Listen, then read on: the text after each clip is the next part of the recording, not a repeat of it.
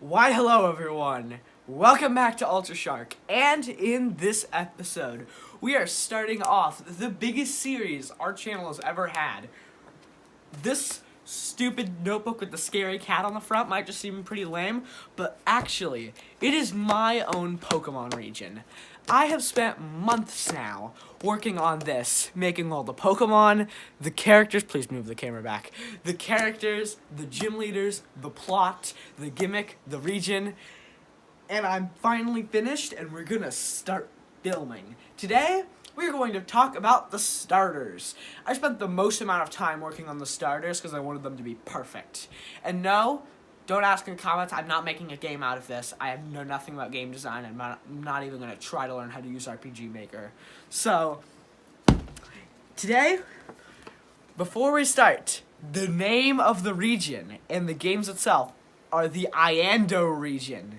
And it is named after Indiana because the whole region is based on Indiana and the surrounding area. And the games itself are Pokemon Myth and Pokemon Reality. Let's begin. This is the Iando region. It's very clearly based off of Indiana, and all the towns are named after different towns in Indiana. And you can pause and look at each of them and see if you live in any. But some quick examples are Indianapolis, Washington, Lafayette, Fort Zane, and Malbany. Those are just... Where's Malbany? Oh, it's down here. There's Malbany. And those are some quick examples, but Michicago, which is Chicago, is the Elite Four. Oh, and any town over here with a star, that means there's going to be a gym in that town. So, yeah, that's the region. I'll be talking about it a lot more in my region video coming up. But now, let's look at the starters. First, we have the grass starters. Fauna, Dearest, and Pixabuck. They're all based off of deer, elk, and moose, kind of. And keeping along with the theme of all grass starters being based off of extinct animals, elk, more specifically the eastern elk, are fully extinct in Indiana. And the exact variety that lived in Indiana are fully extinct as a species. So, yeah, that's what the extinct animal Pixabuck is. And it has flowers growing out of its horns, has a garden on its back, and it has a Venus flytrap tail. And its signature move involves biting with the tail at the opponent. And it's a grass fairy type, and the two pre-evolutions are grass type. Fauna is named after fauna, obviously, but then fawn as baby deer. Dearest is named after, like, my dearest friend, hello, because, like, it's royal and elegant, and it's a fairy type, but then it's also a deer. And then Pixabuck is named after Pixie and Buck, which is a male large deer. So, there they are.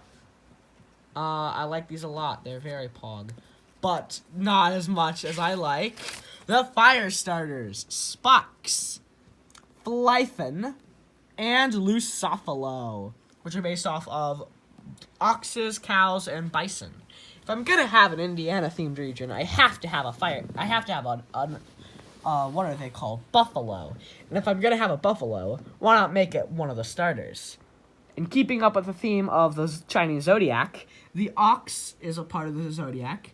So, spark, like the sparks on a fire, and then ox, and then Flyfin, which is flame, and bison, but also F, because fire. And then Lucifalo, which, if you couldn't tell from the dark type, is partially based off of Satan, like Lucifer, Lucifalo.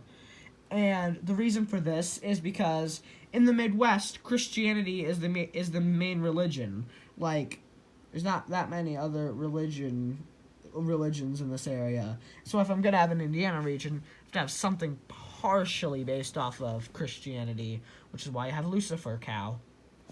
Yeah, these are my favorite starters. I love these. I dropped my phone. If this was a game, which they're not, but if this was going to be a game, I would pick Lucifalo. And then the final starter for this video, and the final Pokemon line we'll see in this video, is Bloover, Baverp, and Bumberjack, which are all based off of lumberjacks and beavers. Here's a funny story. The beaver Pokemon, whenever I started this region, I knew I was going to have a beaver.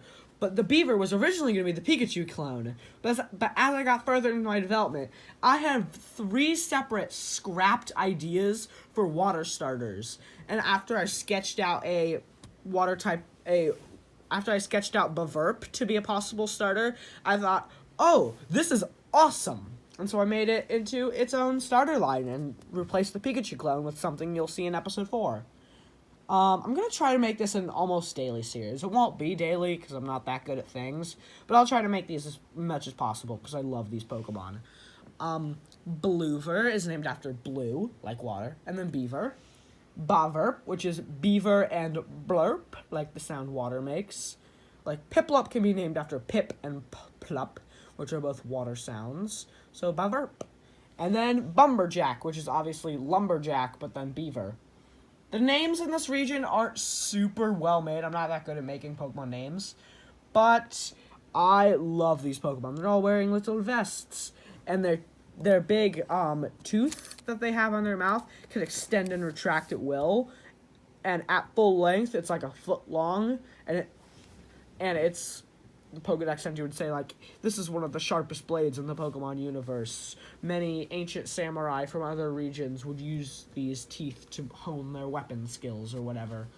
And so, and they use their tails to cut down trees, to make dams in the water, to, like, stop the river. You know what a beaver does, you stupid. And then Bumberjack has a big beard. I love these Pokemon. They're great. This is my second favorite starter. I love all 3 of these starters, but these are all my favorites. But yeah, that's the end of this video.